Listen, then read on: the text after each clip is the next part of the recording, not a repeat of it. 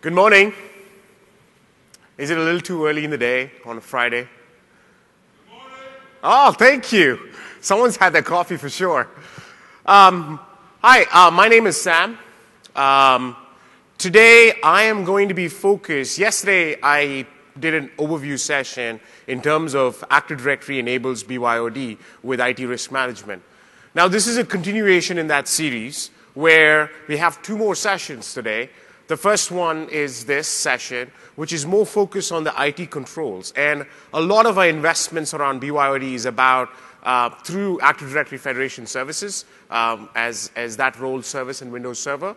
And we also have another session at noon today, which Shai here will be delivering, which is focused on the web application proxy and making resources inside your firewall available through the web application proxy in Windows Server and with the appropriate set of IT controls to manage risk with respect to authentication authorization. So these are the two sessions that we have for today. How many of you have attended either the foundation session or my overview session yesterday? All right, we still have a few more people who haven't.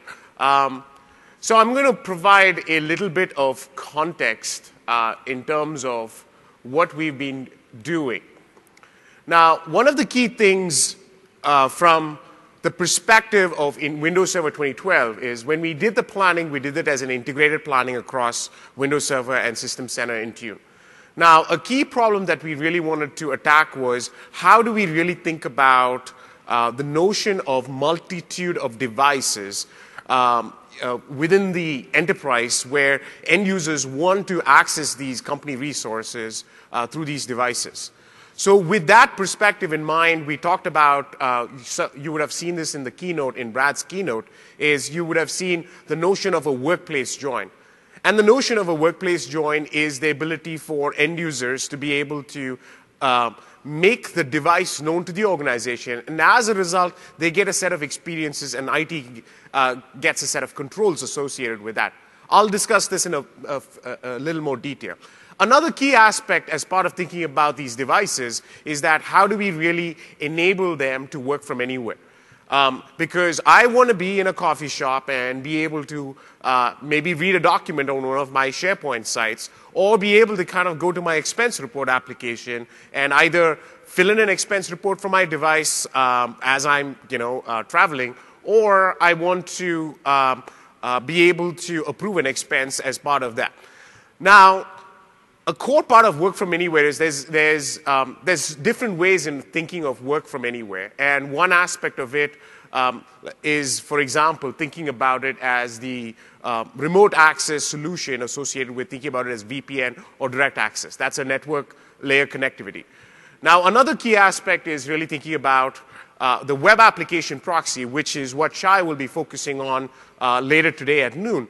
Is the notion as an organization, they don't want to allow VPN access and allow a network level access. All of these devices typically are more, deal with more HTTP based applications. So with Windows Server, we put in a new role service called a web application proxy, which provides you the ability to selectively publish applications and control how you provide access to end users to these applications.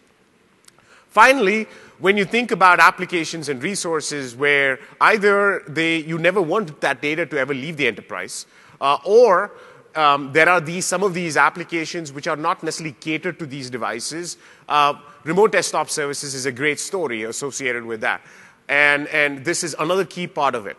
Now, together we see this as Windows Server providing an edge-based access connectivity solution to a set of company resources inside your firewall. Now, another way some organizations do think about it is work from anywhere means moving to the cloud, but we're not focused on that right now in this. But the point that I wanted to make was that it's a multi-pronged approach, and it really varies from, as we talk to customers, it varies from organization to organization. So as a result, we, in Windows Server, are really looking to kind of provide a comprehensive solution that targets most of our customers. All right, my clicker is not working. Now, I'm going to be jumping because I really want to focus a lot of time today on more of demos and more details associated with in ADFS. But this is just a teaser in terms of the set of capabilities. I described this yesterday as well. So for those of you who listened to me yesterday, please, there are a few show of hands who weren't there at the session yesterday. Now, across the set of scenarios that we focus, which is around end value for information workers to make them productive, because it's an imperative for businesses to kind of drive that level of productivity and make it flexible for end users, as well as thinking about IT risk management, we break it down within the Active Directory team into the following capabilities. The first is workplace join, obviously, and I'll reiterate. This is the notion of a device joining to Active Directory or making itself known to Active Directory. But what does it actually do? The process is such that as part of workplace joining to Active Directory, we essentially provision a user at device certificate onto that device. The devices that we support are Windows 8.1 devices and iOS devices. Now, in addition to provisioning the certificate, what we also do is we also provision an equivalent user at device object in Active Directory. And there's a series of interactions as a result of this type of relationship. One is really thinking about single sign-on. Now, normally, when you're coming from any device, we don't know if it's you, if it's your device. So as a result, like you're used to thinking about a seamless experience from your laptops that are domain joined and providing single sign-on support. What we've done with the concept of workplace join is that because now we know that it is you, the user, at your device, as a result, we can provide much longer-lived single sign-on sessions. I have a question there. So the question was, how about Windows Phone? Now, with this release, our first wave of devices that we support is Windows 8.1 and devices as well as iOS devices. But clearly, it implies, from our perspective, we will be working towards offering a wide variety of devices. I can't share exactly on timelines of Windows Phone, but that's something that is definitely on our radar. And the same question applies to some people who are asking me about Android devices as well. So going back to the notion of workplace join, now, because I mentioned that it's also a certificate, this fundamentally gives you the ability to really think about it as a seamless MFA, because it is a credential that is authenticated, but it's an augmented credential to your user, to your normal user credential. So as a result, you've got a user credential, you have a user at device credential. Now, when you combine that together, that's your seamless multi-factor authentication. Now, when you're using it as seamless multi-factor authentication, of course, we recommend you to say, please make sure the provisioning process is protected by an alternate multi-factor or some other secure mechanism that kind of helps you get there. So that's seamless MFA as part of workplace join. Finally, the notion of knowing about the device gives you the ability to drive controls associated with policies that restrict access to only devices known to your organization. And that's an important aspect as well. In the world of work from anywhere, there's more resources being exposed out into the internet. Now, the fact is that a lot of organizations are worried about and concerned about it. This notion of workplace join gives you the ability to be able to really restrict that access to that resource only to these devices known to your organization. Now, I've already talked a little about single sign-on and work from anywhere. Now I'm moving on to a little more to the IT, which is where a lot of my focus today is going to be. A key aspect of thinking about devices, everyone talks to us about multi-factor authentication. Now, in the past in ADFS, we really, I wouldn't say we had support for X509 authentication, but we really didn't do a good job of integrating with third-party solutions for multi-factor. Then there has been a plethora of methods. We've published a white paper. Others have integrated and published white papers. But at the end of it, it was external to ADFS. We didn't know how to think about it. Admins didn't know how to write policies associated with it. And it was difficult to actually configure and manage. So with this new release in Windows Server 2012 R2, we've enhanced a series of controls where we are able to integrate with more third parties and provide more flexible controls for admins to think about multi-factor authentication.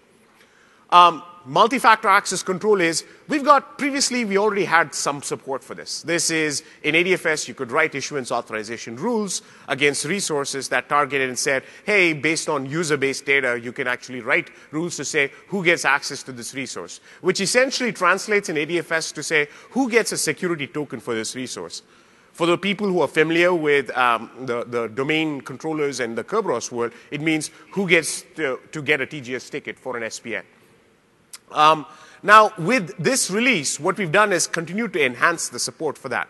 Because now, not only do we have the user context, we have, with our multi-factor authentication, we have strength of authentication context.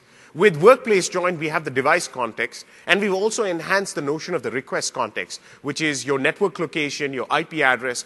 All of these are available for you as an administrator to be able to write the policy that drives based on your user need. So you got user, device, strength of authentication, and network location and IP address, which is more about request context, to be able to run authorization decisions. Finally, the piece in terms of thinking about our BYOD is essentially, in the world of modern devices, we see more and more enterprise apps want to provide native experiences in these devices. As a result, what happens is that more people are moving to the RESTful service model, thin clients focused on HTML5, and one of the key things across both Active Directory with ADFS and Azure Active Directory, you'll see us provide more OAuth support. We've added OAuth support in ADFS in this version. And our goal is essentially to provide the libraries for developers to build custom LOB apps, to be able to have a single model in which, both on the client side as well as on the service validation, to be able to build these apps in a standard manner such that it doesn't matter whether the app lives inside the firewall, it doesn't matter if the app lives in the cloud, it doesn't matter if your users are in Azure Active Directory or users are in on-premises Active Directory, or if your user is inside your firewall or outside your firewall. That is our goal, to make sure that in terms of a developer support, we will be able to have a simple model for developers to build these types of applications on these modern devices. So I will be focusing more on the multi-factor authentication and multi-factor access control pieces today. So my whole conversation today is about securing access with respect to, and these are all about controls within Active Directory Federation services. Now, the way we break secure access is there are different pivots to it. The first pivot is really thinking about how do you want the user to authenticate? How do you want to govern that with respect to your applications? The reason why we bring this up is that in the past world, this was very restrictive, not too many controls in terms of thinking about how you govern authentication. So with Active Directory Federation services in this release of Windows Server, we've really enhanced the notion of what's flexible authentication, and I'll go into those details in a bit. Similarly, governed authorization, which we just call as like multi-factor access control. I'll show you some of the key pieces, enhancements that we made on that. Now, the third portion is about protecting user accounts. Now, we talked about protecting resources with respect to authorization. But the notion is that one of the key things is there is a series of things in terms of even protecting the user accounts, and how do you do that? It's a combination of both multi-factor authentication as well as a series of enhancements that we've made to be able to kind of provide more security to potential user account attacks as well. Finally, it's about protecting user devices. The fact is, in this modern world, either devices go like, how many of you have lost a cell phone or a tablet? All right, there's few people. Stuff like that happens, and including me, I have as well. So the notion of how does Workplace Join give you the ability to kind of govern access with respect to lost devices is also a key paradigm that we've introduced in this release. So let me get started. For each of these sections, I do have a place where, feel free to ask questions. You can get as detailed as you'd like to. If you have a question, it'd be great if you come up to the mic, if possible. If not, I will repeat that question for the benefit of others. So governing authentication. Now, In the previous world of ADFS, we really didn't have very good controls. We were based on IIAS for some of these. And if you wanted to differentiate, at best, you could differentiate between inside versus outside. And the way you differentiated outside was you went to each proxy machine and you went to web.config and you got confused about how it was listed out. And you had to find an element in the web.config, XML element in the web.config element. Now, in this model, what we've done is made authentication a two-step process. There's a primary authentication phase. Is the first step in which this is about authenticating the AD credential and the native AD credential that AD supports, which could be username, password, your KERB TGT, you could be a certificate based associated with your AD account as well. Now, this is now all moved into a configuration. In a sense, it's into the ADFS configuration. I'll show you in a bit in a demo, is that it's a simple way in which you get to control and differentiate in the primary authentication what do you want for inside your environment versus outside your environment. Another key aspect of primary authentication, this is more an enhancement, not as much as a risk control perspective, is that we've heard a lot of feedback in terms of ADFS uses Windows integrated authentication by default inside. And it's optimized because your Windows domain joined machines can get desktop SSO as a result of it. However, we've seen browsers that don't necessarily support that seamless type of authentication, and they use NTLM. And sometimes browsers don't even support the extended protection authentication that's part of NTLM challenge in newer Windows versions. And as a result, what happens is that an end user gets to see an NTLM prompt. We've heard a lot of feedback that's very jarring experience for end users. So what we've added in this version is a notion of a Windows integrated authentication fallback to forms. So what it means is that the admin is given a set of user agent strings. By default, we ship it with IE strings and our Windows user agent strings. And as a result, what happens is that this is the whitelist for Windows integrated authentication. If a request comes in with a user agent string that is different from that list, we will automatically fall back to forms so that it gives you a seamless experience associated. So in the case where you did connect, for example, your iPad or your Chrome browser or your Firefox browser, you would be able to kind of just get a forms-based authentication rather than an NTLM prompt. Now, another part of the primary authentication is the notion of the device authentication. This is the service side of workplace join. When you enable this, essentially, ADFS goes into accept mode for client TLS. And what it does is, one of the key things that I think you may have noticed, stuff happens under the covers seamlessly. And the way we do that is essentially by controlling something that the client TLS channel supports, which is the ability to provide an issuer. Now, because the device registration service in ADFS has its own issuer, we essentially supply the issuer in that channel, and as a result, because we expect only one certificate to be available, it's seamlessly provided back in the channel to us. So we are in accept mode, and we do the validation against Active Directory as part of being in accept mode. So this is the device authentication piece, and as I mentioned, it's an augmented credential to the user credential. And there are a multitude of reasons why we went down that route, but I'd be happy to talk about it later. Another key aspect is that we're really working towards enhancing the single sign-on support. But there are a set of applications where it is sensitive enough where you do not want to use the SSO. You want a fresh credential to be provided. And in some cases, you want a fresh multi-factor credential to be supported, to be supplied by the end user. To support that paradigm, we now have a simple way in which previously you had to have the app had to be able to do that. It had to send a protocol parameter in the standard set of protocols that ADFS supported to be able to do that. In the new version, we've said, okay, hey, we've heard a lot of customers talk about it and said, I don't have control on the application. How do I do this? Now, as part of being able to support that, people started doing a bunch of module validation, like HTTP modules as well, and customizing. But to kind of moving away from that and making it simple for admins, you can select an application and you can say, hey, I want a fresh credential to be supplied every time for this application. So now the admin is in control and not the application to enforce that type of a policy. All right, before I get into the demo, any quick questions? Okay.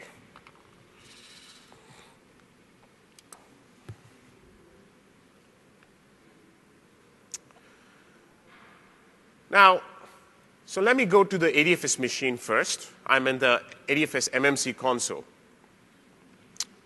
Let's see. So as you can see, we have a new authentication policies within the as a node out there. Now, when you click on that, you can see the notion of primary authentication, and we have a set of global settings and per relying party settings. Now, let me just go quickly into the global settings. Excuse me. Now, this is what I talked about in terms of saying that we've now kind of made it. It's all driven out of the ADFS configuration database. It's a single change associated with that as a result of it. So you have simple ways to say, hey, I want, on the extranet, I only allow forms authentication in this case. And on the intranet, I allow both forms as well as Windows authentication. And I may choose certificate authentication as well. The act of doing this tells to ADFS that these are the things that are enabled between inside versus outside, and as a result, it will modify its behaviors. Another thing that is on the bottom part of it is essentially the notion of enabling device authentication. This tells ADFS that says, hey, I'm going to go into accept mode to go look for these workplace joint certificates and augment the credential, augment the authentication context, and help drive in the rest of the system as to how it works. So let's there's another key piece that I want to show, but to highlight that, let's start with a client machine. And I'm going to be using the same app through my whole session, except for one demo. And this is my Who Am I app. The Who Am I app is just spitting out the authentication, the context that we get after authenticating. And right now you see a newer customizable end user experience from ADFS. You see an illustration on the left. You see a logo on the top that you can customize through PowerShell. You don't have to change things. However, if you do want to change the look and feel of it, we give you more CSS controls as well, where you can create new web themes. A key part of our end user experience was to really drive towards more of a responsive design to suit the different form factors. So if I change the size of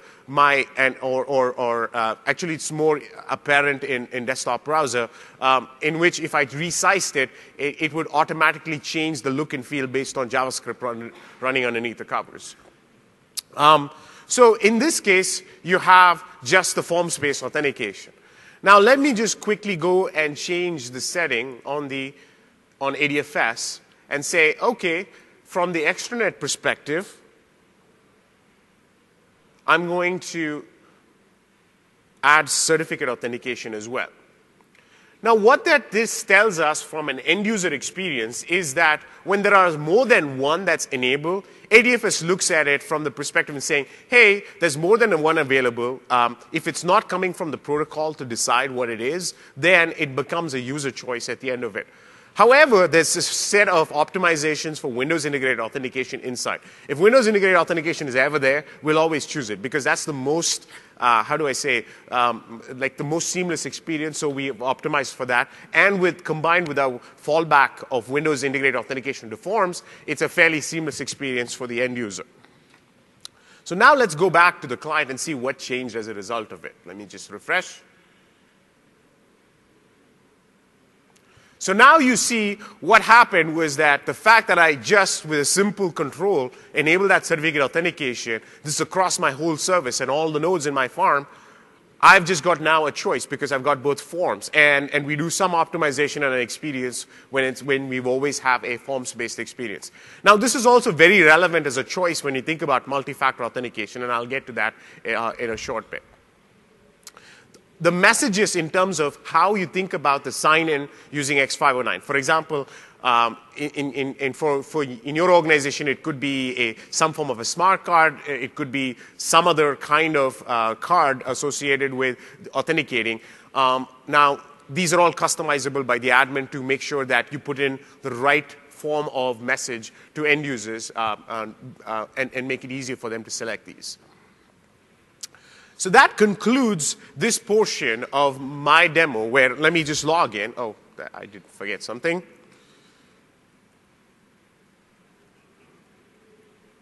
So let me log in with my standard John Doe account.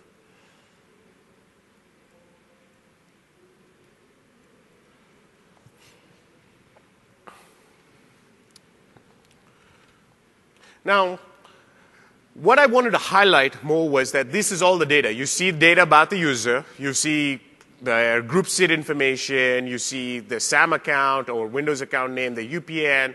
You see that I authenticated with my password. Now, I wanted to kind of bring your attention more to what we have as request context. This is a key change that we've made.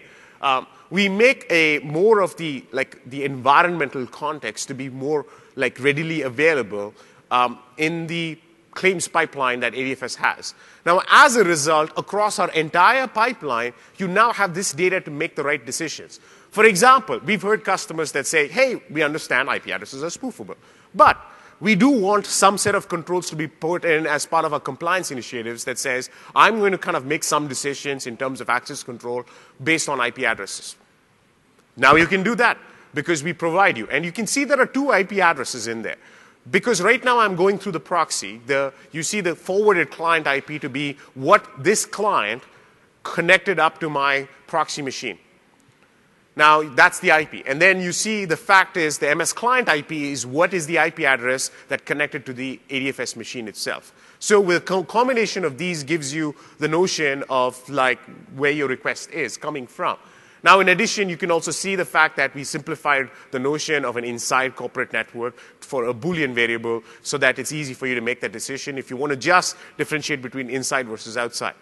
Another aspect is that we've also given you the notion of the ability to kind of point to the endpoint information that's available as well. So these are all request context information that's now fully available within your system to be able to do the right things. So let me move forward to my next portion.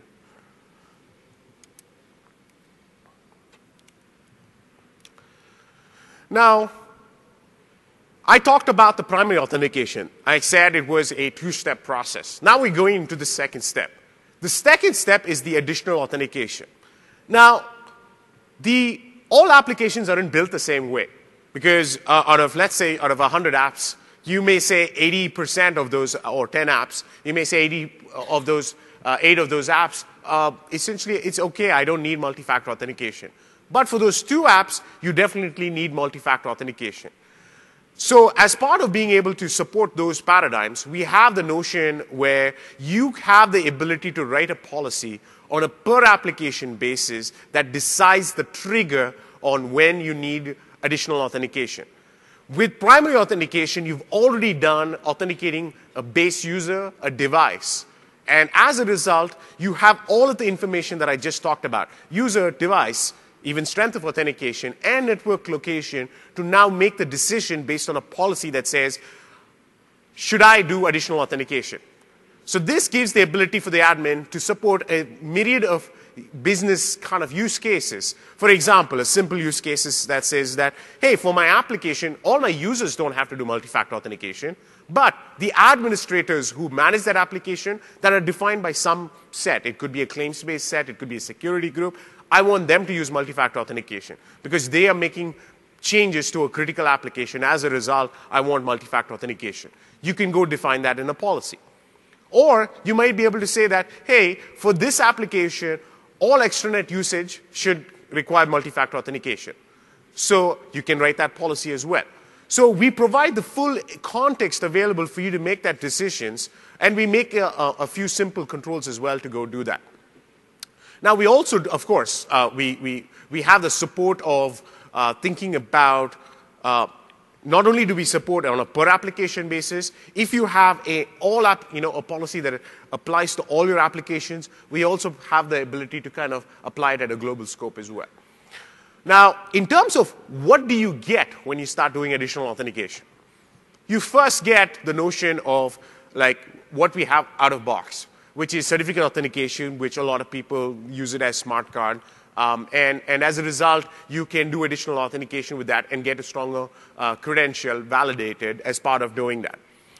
However, once you've really done the additional authentication, what we've done is we've enhanced support by providing a framework where you can plug in any third-party multi-factor.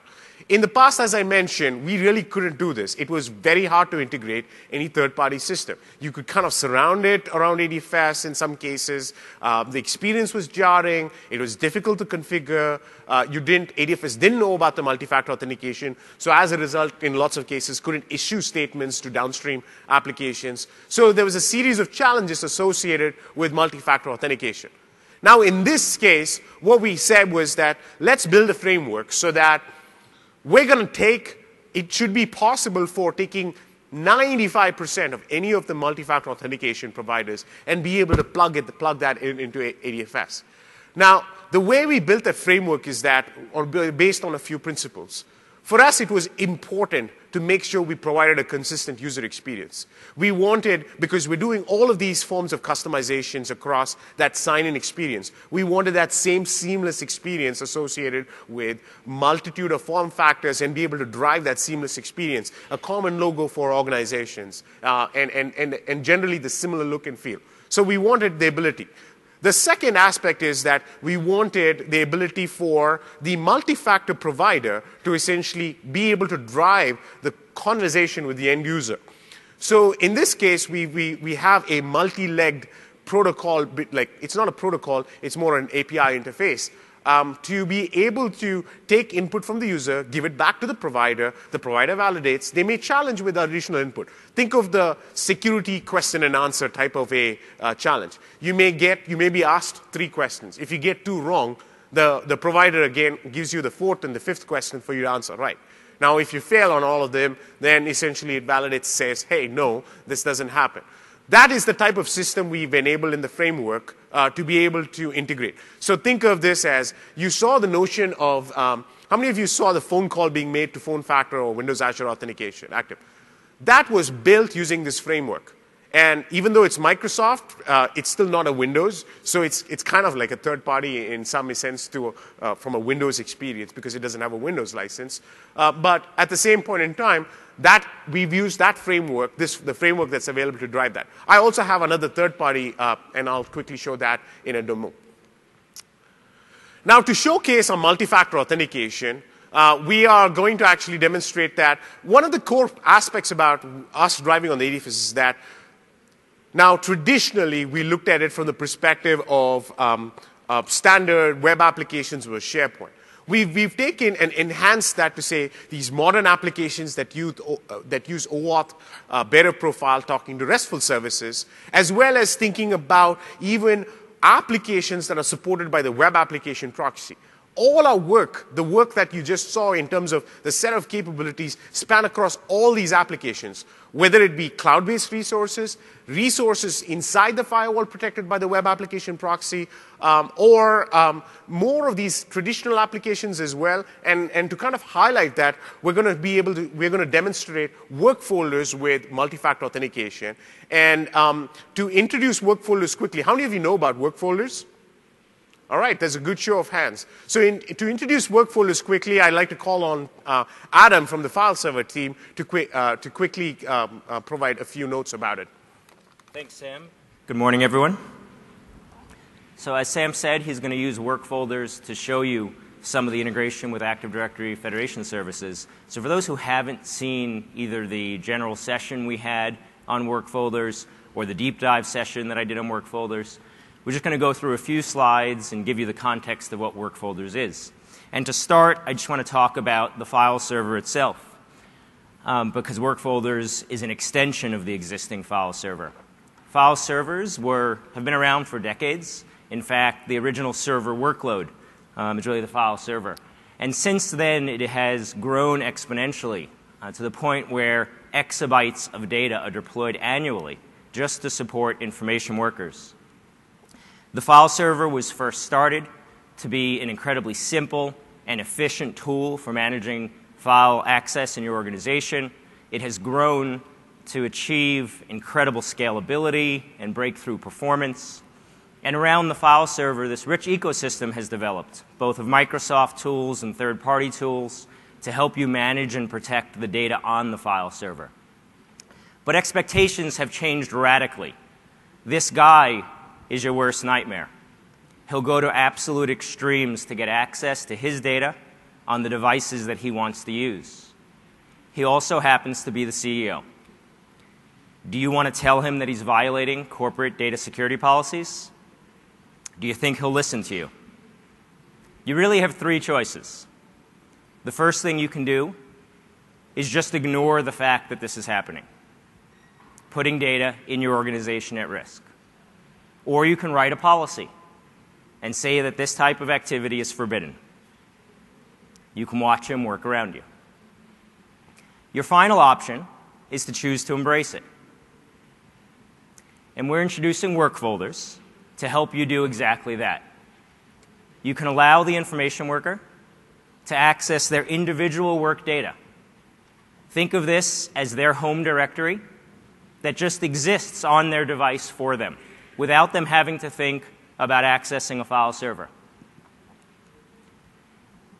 You have a tool to allow them to work the way they want to work, and simultaneously, asynchronously, bring that data into a file server so that you have a copy of that data in that organization in case the employee leaves, so that you can apply strong policies to that data, like you might use classification to identify sensitive information, and then use RMS to encrypt those sensitive documents.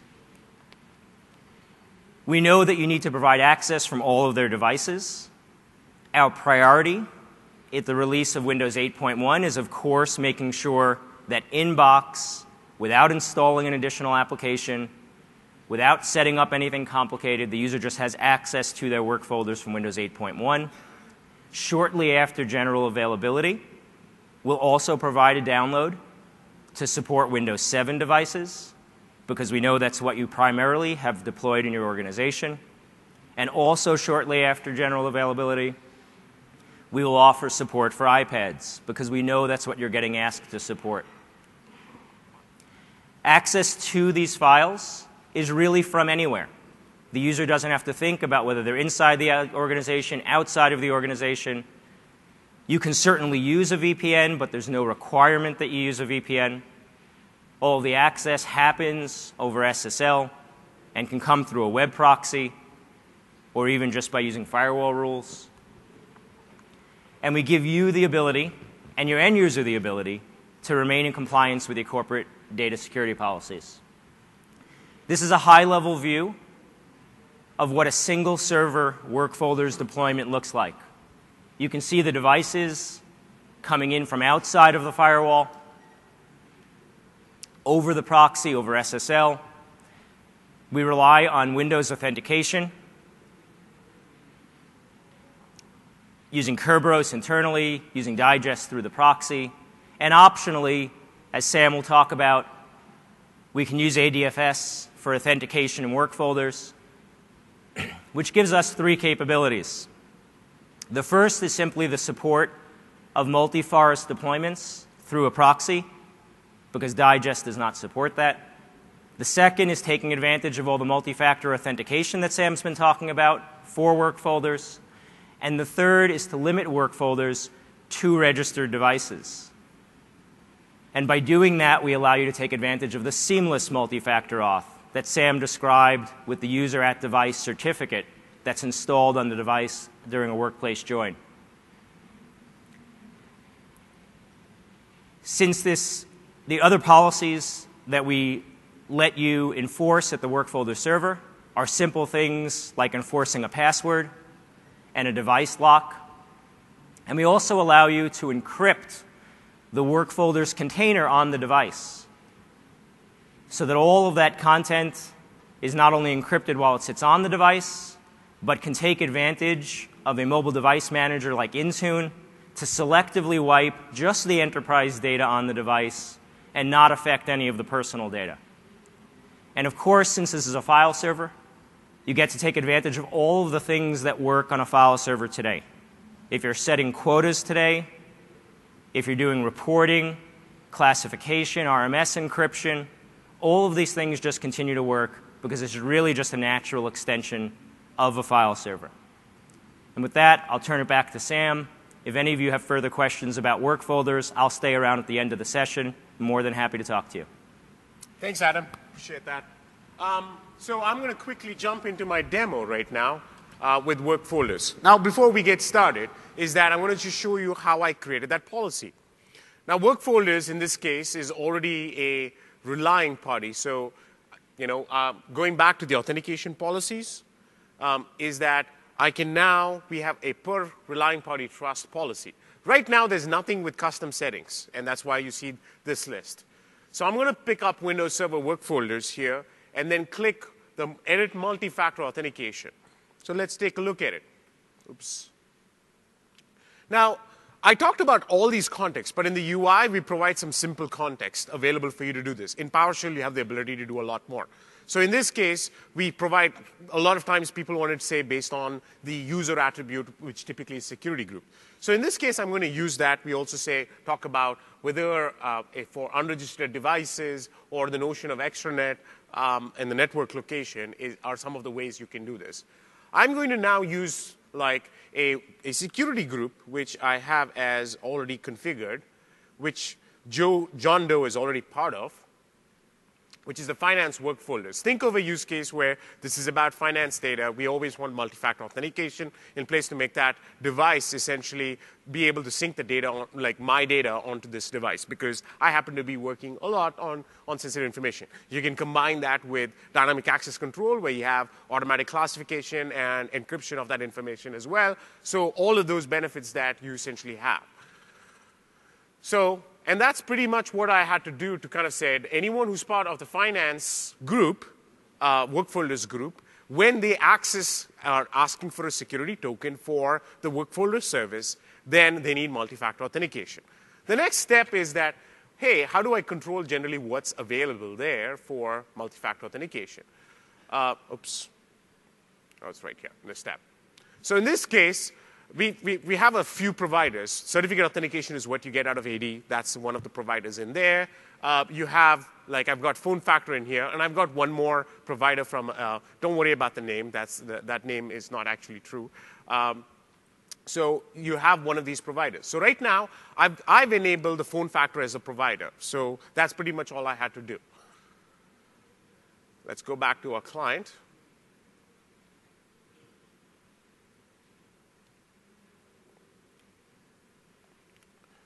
And set up work folders.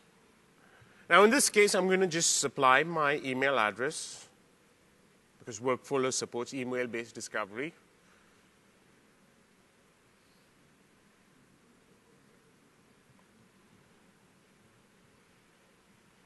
Now, at this point in time, it's discovered this. And as an end result, you see work folders actually popping up a browser-based credential.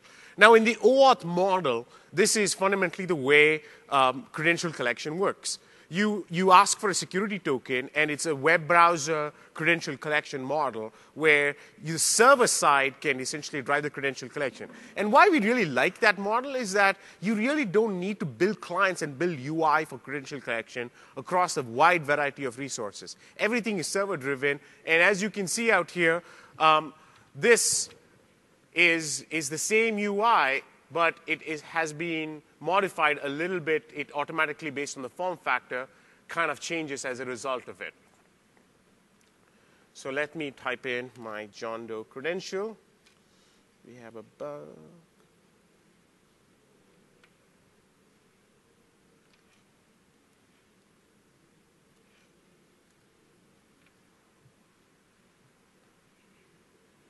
Oops.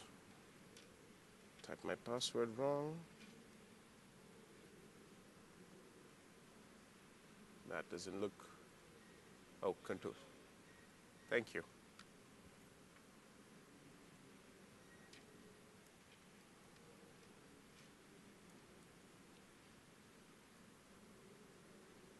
So there you go. So now, what's happened is that ADFS authenticated John Doe with Active Directory, and now we saw that John Doe was part of the finance work folders group, and as a result, we say, hey, we need to do something else as part of that. We provide a message. Some of the message out here is customizable. But the bottom part of the screen, which is phone factor and the buttons, is essentially delivered by the provider here. and is delivered to the end user to say, what is the next step that you can do? And right now, I've configured phone factor or Windows Azure Authentication to call my phone. So hopefully, yesterday I saw a bit of a delay. There you go. Is the audio on? Thank you for using Microsoft Sign-In Just call me. Verification System. Press the pound key to finish signing in. You have been signed in. And that's Goodbye. it. It's the same model, what you saw in the rest of the set of applications, for example, in Workplace Join as well.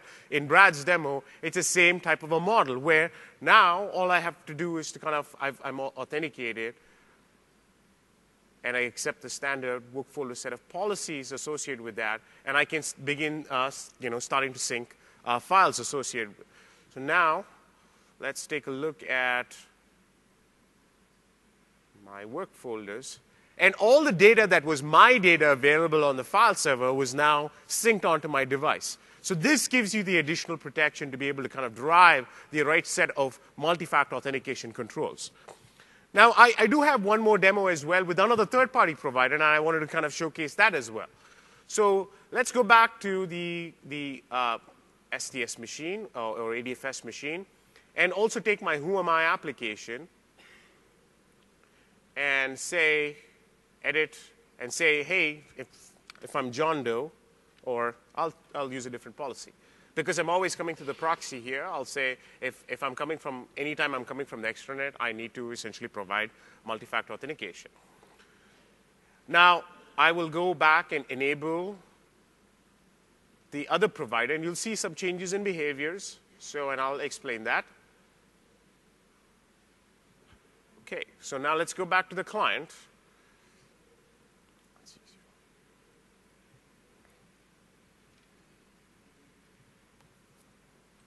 Let's sign in as John Doe.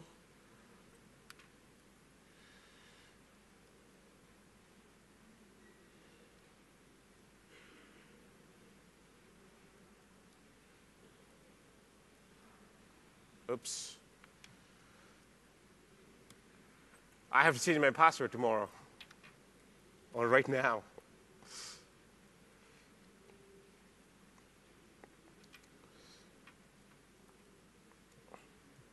Ah.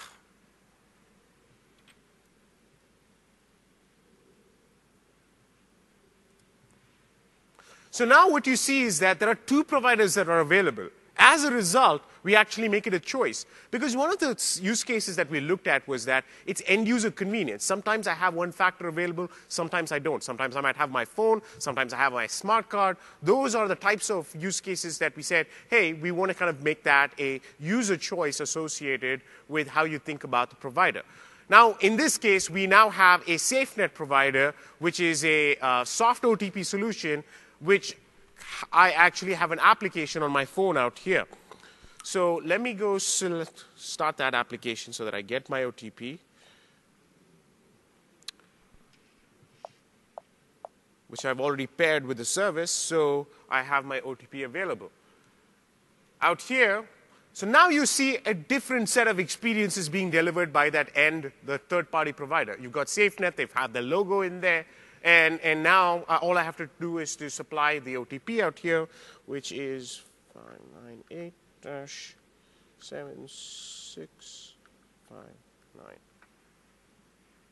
And now this provider is going to talk to the SafeNet authentication service, and as a result is going to then fundamentally be able to go validate and doing that.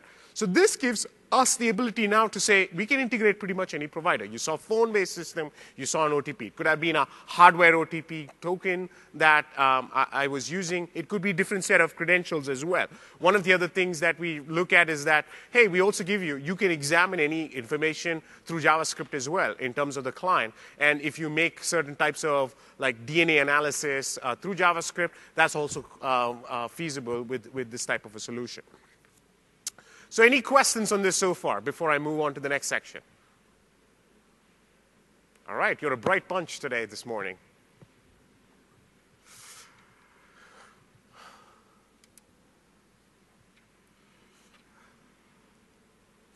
So as I discussed, we have a couple of partners, which is our own Windows Azure Authentication, SafeNet.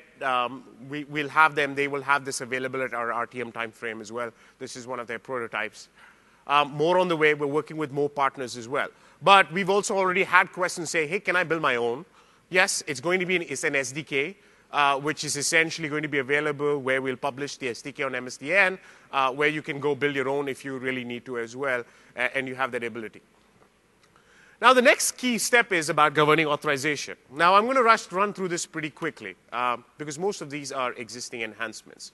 Now, what I'm going to talk about is that not only now you have the ability to write all of these rules, where you can especially say that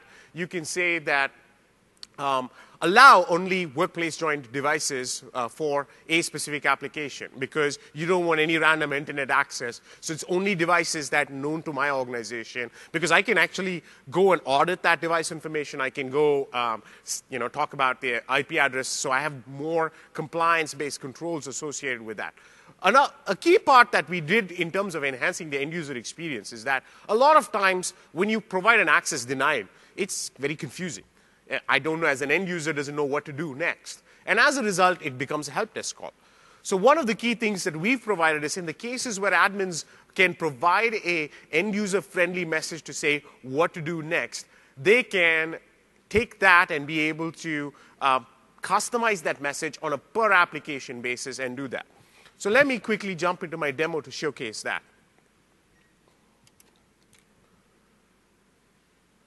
OK, so I have already set up some PowerShell scripts to run that. So let's go through my custom. Let's see. So in this case, I've actually used PowerShell to drive this. And it's just setting a single. There's the last PowerShell, which is set -ADFS relying party web content, is one that drives the content associated. It supports full localized messages as well, so you can add messages on a per locale. So based on the client browser locale, the ADFS system will essentially provide the right message to the end user. And that's pretty much it. And let's go through another thing that I just want to do to speed up the process here is, let me remove the multi-factor authentication.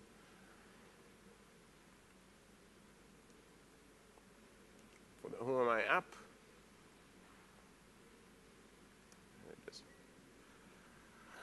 All right, let's go through the same. Now, in this case, what I've done is that I've required John Doe to be part of a special security group to access this application. So now, if on the client I go try to access the application, same application,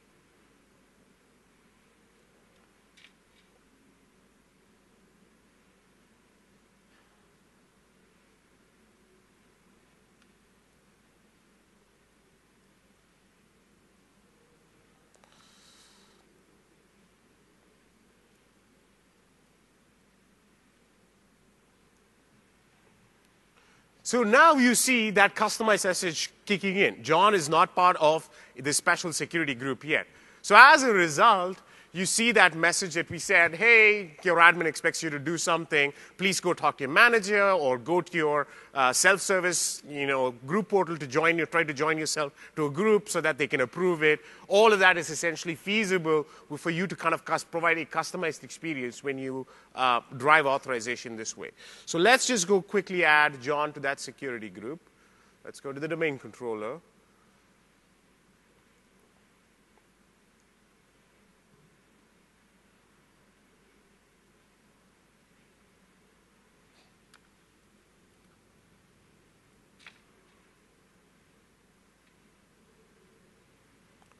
Added, and let's try to log in again.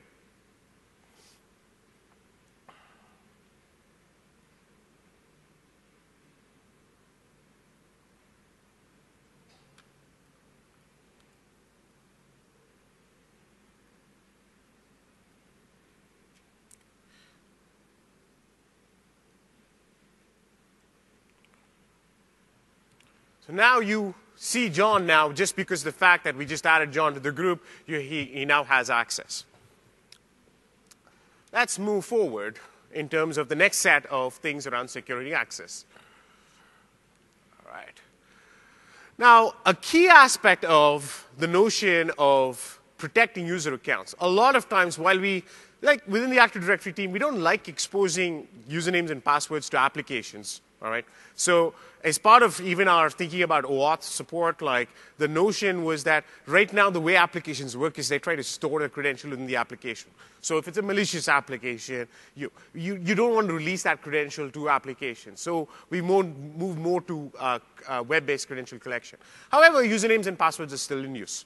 One of the challenges that organizations look at is saying that, hey, I've got lockout policies. But now when I think about external access, it's very easy once they just know the user ID. In lots of cases, the UPN equals email address, and all they have to know is the UPN address. It's easy to go lock out my user and run DOS attacks. Or they might say that, hey, I'm going to, like, there's brute force attacks against that.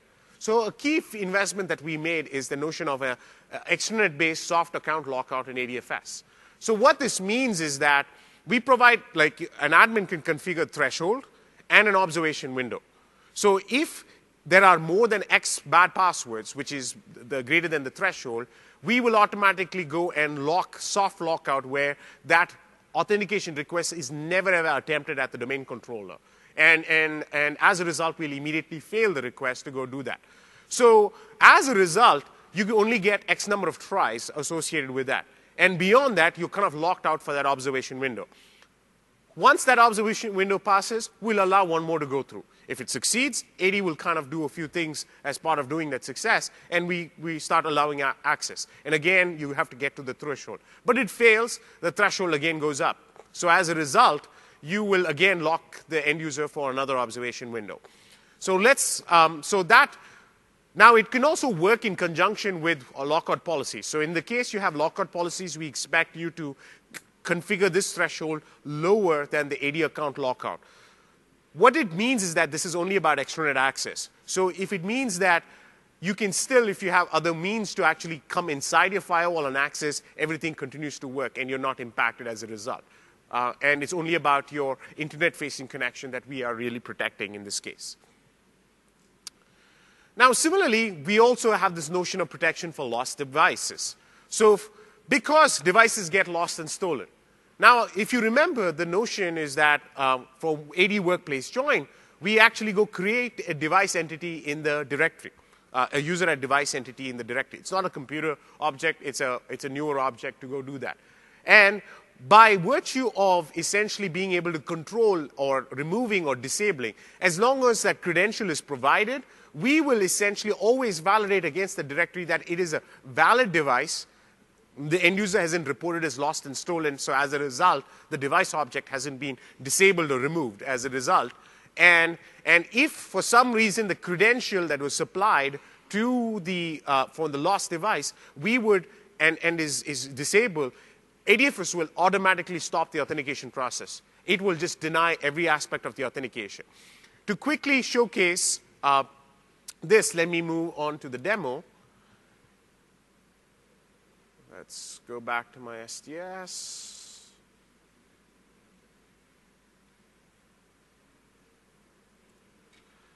I'm going to run through a quick join workplace to showcase this. So as some of you probably have seen this, workplace join can be accessed in Windows through the network in PC settings, and you can see workplace, where you see both settings for registration, which is workplace join, as well as enrollment. For example, if you want to subscribe to, let's say, Intune to manage the device as well.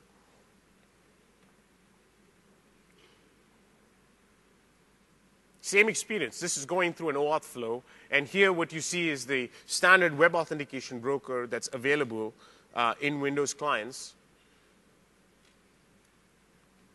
Hopefully I typed my password right. All right, that's. So now if I go back to the client application, you see, let me show you a little bit of the SSO kicking in as well.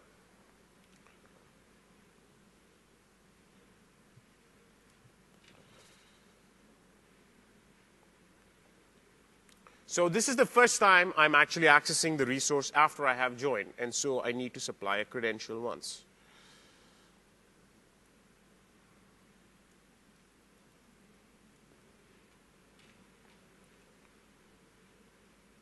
So now you can see a new set of claims data that's actually popped up, which actually is because seamlessly underneath the covers, we actually validated that certificate as well. Now, one key aspect is that previously I had to keep signing in. Now, if I actually go and try to sign in again now, because I'm workplace joined, I will get a seamless sign-in experience associated with that, because we know it's your device, we'll give you a longer-lived session based on admin policy, and I don't have to keep typing my credentials. You saw me making mistakes. That's the same frustration that end users have as well. Now let's actually go to some. So let's go take a look at the devices for John Doe and remove one of them, which is I just registered.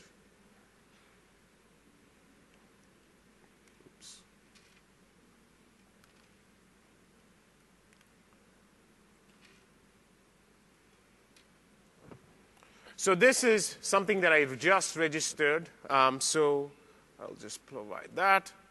And I've actually gone and removed this device in the directory. Now let's go back to see the same experience from the client machine. Let's just close this and... All right, what's going on? My client seems to have frozen.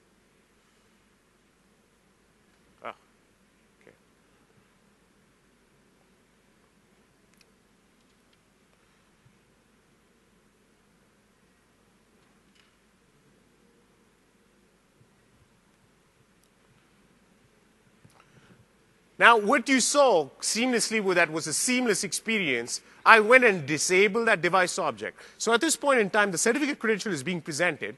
It's bound to our SSO. And as a result, we go look at the directory and say, hey, is this there? Is it alive and enabled? When we go do that, we say, OK, hey, I can't find this. You're providing a credential that is not recognized by Active Directory. So as a result, we don't even ask you for anything. As long as the certificate is provided, we keep logging audit failures associated with this and say, hey, this is, and this message is also customizable by you to go do that.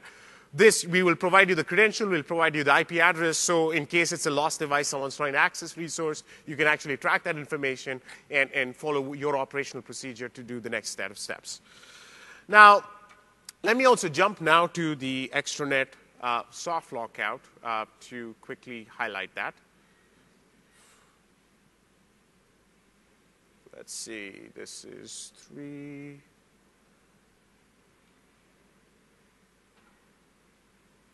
I just have to push time a little bit quicker.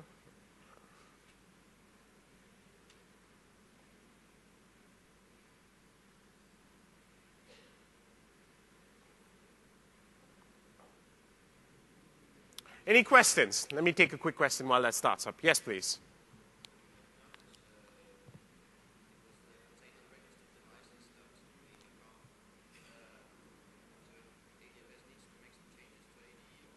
So for workplace join, we store the device objects in a container in Active Directory. So as a result, we need schema change updates to be able to just a schema update on your existing 2008 or higher set of domain controllers, and that's all we need. And you can also get to control where you place the device objects as well.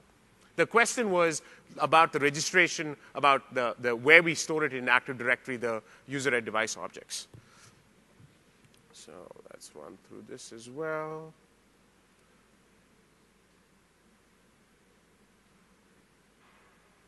Okay, so I right now have I've got my favorite LDP tool, which shows the John Doe user. And right now, if I click on that, where's my John Doe?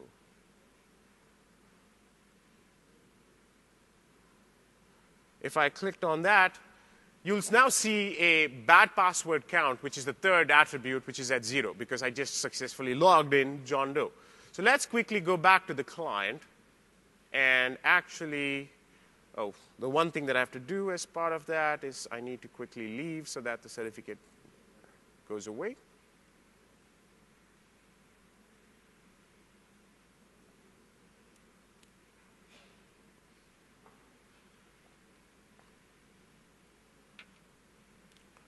Okay, so let's go try to enter in a few bad passwords.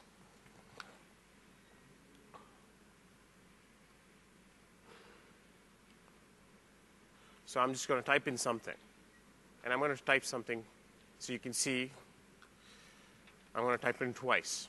And now, let's go back and look at the domain controller. You will now see the bad password count has now jumped up to 2.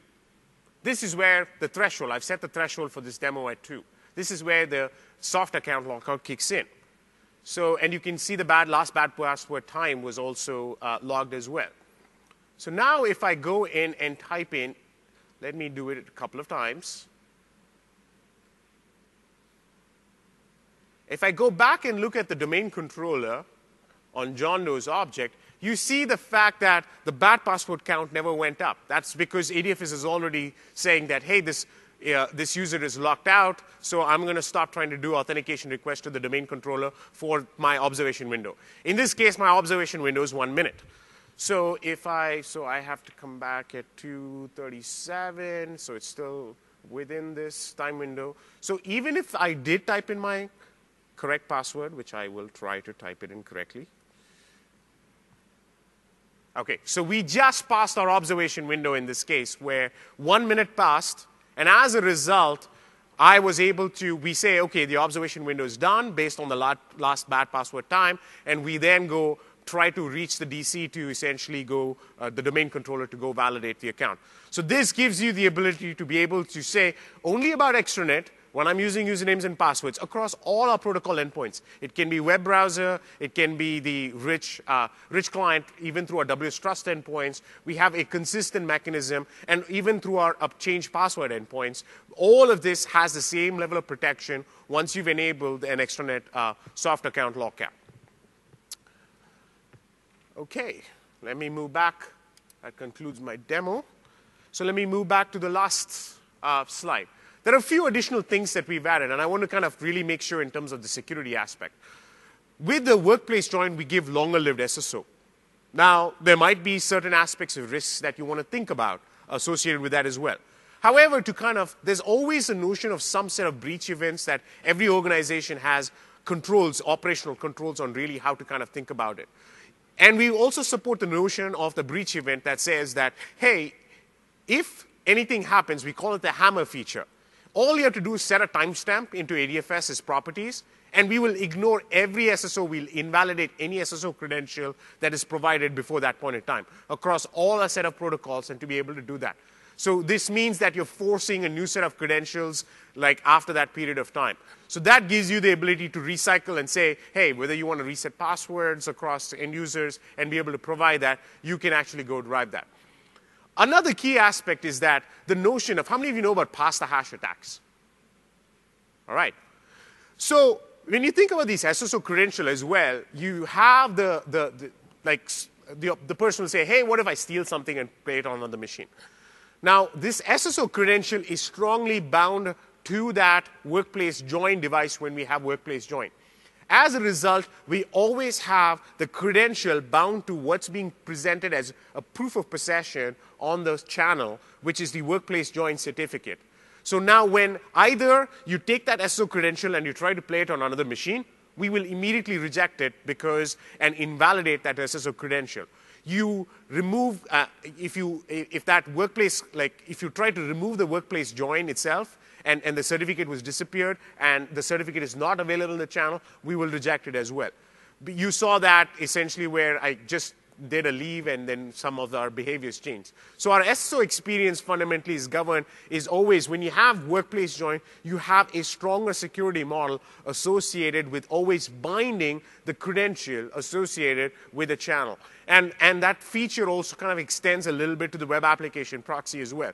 Now you have a channel all the way at the time to establishing the session, to the resource up to the edge endpoint, you can actually maintain a secure session across with this workplace join concept as well. And that pretty much concludes I already talked about this demo. We have, as I mentioned, the workplace web application proxy. We have a session later this afternoon at noon. and there's a series of sessions we've already done out here. I will be available out here for more questions. We have a series of additional investments in terms of, I just briefly touched upon the customization of sign-in experiences. There's customization of home realm discovery. We have organizational account discovery for HRD within ADFS. There's a series of investments that we made in there. Another key thing is that we now support, as part of a BYOD initiative, we now support the notion of change passwords, where you know your old password and you need to change your password. Previously, you might have to come from your domain joined machine. It's inside the network. We now provide the ability to update the password just from your BYOD devices through ADFS. I'm not showing it today. But however, it's protected only to workplace joined devices so that we have a more secure aspect of that privileged operation to change that. So on a workplace joined devices, if the admin enables this, you can fundamentally be able to change the password from outside your organization on any of your devices as long as it's workplace joined. Outside of that, a key thing for people who really understand the ADFS notions, how many of you know the SSO cookie bloat problem? All right, there are a few hands out there. The fact is that some SSO cookies are like part of the HTTP headers, and in the prior versions of ADFS, we encode the group SID information inside it. As a result, for organizations where you have users that belong to a lot of groups, the cookie size, it's an unbound like size. So at some point in time, especially on iOS devices which have a smaller header limits, we've seen customers complain about the fact that SSO cookie is not set. Now, with the fact that we're giving longer-lived SSO sessions as well, what we've done in the new version of ADFS is that we kind of have this dynamic group SID hydration, where we never store the group SIDs within the SSO cookie. It's always auto-generated when the SSO cookie is consumed by ADFS to drive single sign-on sessions. So this way, you don't have stale information in the SSO cookie because it's a longer-lived session. You always have up-to-date freshness associated with group memberships, as well as the fact that the cookie size gets a lot smaller in terms of the size of the cookie. So that concludes my presentation. Any questions?